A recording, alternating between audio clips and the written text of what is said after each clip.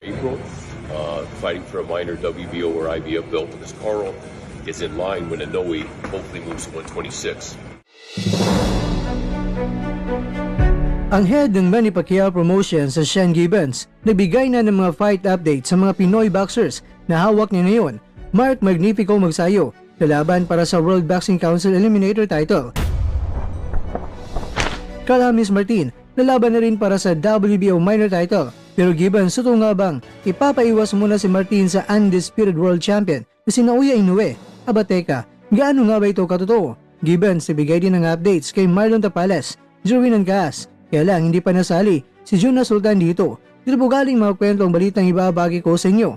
Kaya tara, kwentuhan na!